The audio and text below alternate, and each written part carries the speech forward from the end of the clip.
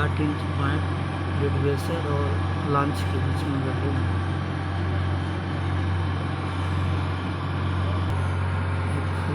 Launch है और red बेसर। इसके अंदर गैस्केट लगा हुआ है।